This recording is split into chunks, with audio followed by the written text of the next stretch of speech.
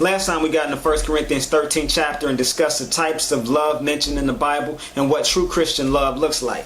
This week we'll continue to examine what a loving life looks like for a follower of Christ. This is Gospel and Flow, the show. Let's go.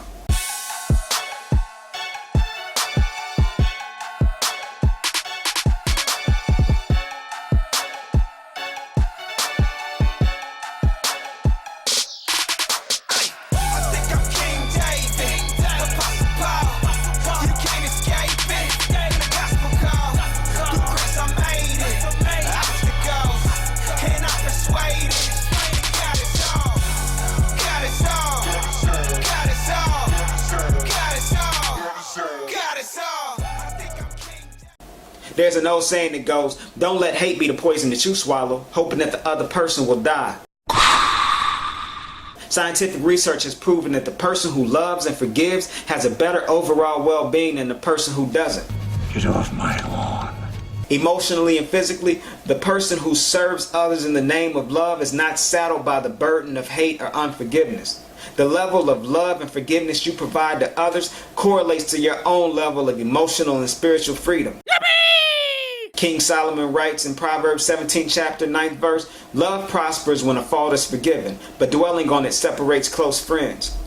Families have fallen out, marriages have broken up, wars have been waged because of our tendency to not forgive others. But it's love that falls out from forgiveness. And contrary to popular belief, forgiveness is not forgetting either. Some things can't ever be forgotten. What forgiveness is, though, is your ability to overcome the memory of the offense to love the offender. People, let me tell you about my best friend. It's our pride and lack of humility that prevents us from forgiving other people. In July 2014, when LeBron James announced that he would be returning to the Cleveland Cavaliers, many people couldn't believe that James would return to Dan Gilbert's team. If you remember, when LeBron left Cleveland, Gilbert led the charge in a hate-filled campaign against him. Gilbert penned an open letter to James that sounded like that of a scorned lover or a spoiled child more than a businessman and leader of an organization. Cavalier fans bigger Thomas their native son, burning his jersey and hanging him in effigy. During an interview after announcing his plans to return, James said one of the most profound things I've ever heard concerning forgiveness.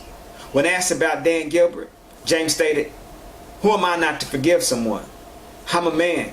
We've all made mistakes. There's a fine line between pride and progress. I'm on the side of progress. He also said he wanted to show kids not to hold grudges. Further, he said that his decision to return was bigger than basketball. His desire to help uplift an entire region was greater than his pride. By going home, LeBron illustrated Storge love, the love for his family and friends in his hometown. But by forgiving Dan Gilbert, he illustrated agape love. He might not like Dan Gilbert, but he forgave Dan Gilbert. And forgiveness is love in action. Last time we saw that true love is patient, it's kind, and it's not envious. Let's see some of the other characteristics of true love. Number 1, love does not boast or brag. Boasting means to talk with excessive pride about one's own possessions, achievements, or abilities. Not only is boasting obnoxious, it's not loving. It doesn't show love for God because the person who brags about what they can do or what they own excludes the opportunity of praise for God's blessings. Praising God or thanking God is boasting about God. Bragging about what you have or what you can do is praising yourself. Solomon's father, King David, writes in Psalm 34:2, my soul shall make her boast in the Lord. The humble shall hear thereof and be glad. If you boast in what God has done in your life, it gives other people hope that He can do the same thing for them.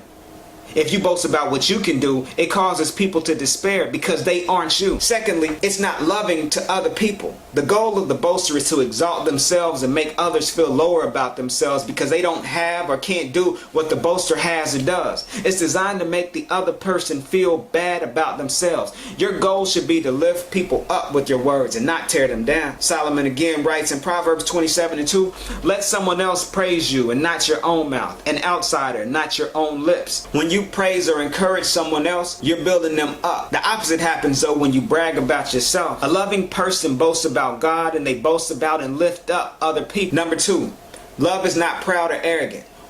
One dictionary's definition of pride is having an excessively high opinion of oneself or one's own importance. It's being conceited, egotistic, or full of oneself. The arrogant person believes they and their possessions and achievements are the most important. To the proud and arrogant, no one means as much to them as them. To the arrogant and proud, their comfort and happiness is of the utmost importance and must come even at the expense of other people. A proud and arrogant person cannot truly love God or anyone else. They can't love God because they are the gods of their lives. If they acknowledge God at all, He to them is just another entity at their disposal to obtain their selfish pursuits. They can't love other people because true love puts the needs of others ahead of its own. A proud and arrogant person is too concerned with themselves to bother with the needs of other people. If the proud and arrogant had to sacrifice something for another individual, they wouldn't. Number 3, love is not rude. Rudeness is described as being deliberately discourteous or impolite. In essence, love thinks about other people. Of course, love doesn't call others derogatory names or flip them the bird in traffic or say purposely hurtful things, but love also shows good customer service from the judge on the bench to the cashier at the fast food restaurant. Love doesn't see you with your blinker on in traffic and crowds the lane so you can't get over. Love doesn't talk super loud in a movie theater. Simply put, love respects other people. Number 4, love is not self-seeking. Basically, love is not selfish. Love doesn't only consider what's best for me, but what's best for other people. Love will think about how their decision will affect other people. Love doesn't have a, well, they're just going to have to deal with it type attitude. Paul writes to the Philippians in chapter 2, verse 4, let each of you look not only to his own interests, but also to the interests of others. That's how love is supposed to work. If I think about what's best for you, and you think about what's best for me, and we think about what's best for them, and so on, love grows and no one is left out. Number 5, love is not easily angered. Love has chill. Love doesn't go from 0 to 100 that quick. In 1 Peter 4 chapter 8 verse, Peter writes, above all, love each other deeply, because love covers a multitude of sins. Love is the bandage for the wounds caused by wrongs. Love not only covers sins completed, but it can stop the chain of sin. If you forgive and love someone who has wronged you, you won't retaliate. If you don't retaliate, they won't retaliate. Love can stop a lifetime battle. You may never know the amount of sins your act of love can cover. Does that mean that love requires you to stay in an abusive relationship? No, love requires the exact opposite. You love the abuser by leaving them and telling them directly that they need help, not hanging around to be a punching bag. The admonishment to love is not qualified by a specific person or group of people. Jesus didn't say to love your parents, children, or neighbors. He said love and left it at that. Love those who love you, love those who hate you. Just love. And it's impossible to love like Jesus loved on your own. I want to brag on myself naturally, especially if I just made you look bad with my killer crossover. It's hard not to be arrogant and conceited if I have or do something that other people may be envious of. Sometimes I want to say what's on my mind, rude or not, hurt feelings or not. In a society where I'm constantly told to think about numero uno, it's hard not to be self-absorbed and selfish. It's hard not to make my life picture one giant selfie. And sometimes going off on somebody gets quicker results than being patient. But love does the exact opposite of what's easy. True love is hard. To the untrained eye, love looks weak, but to God, you're at your most powerful when you love. Add these characteristics, humility, praising God and others, being considerate of others, being slow to get upset, to the other 3, and try to live it out.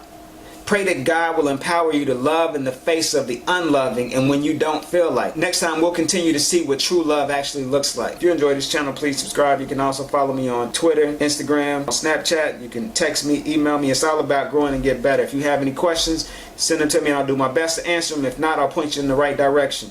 This is Gospel and Flow, the show. Let's go.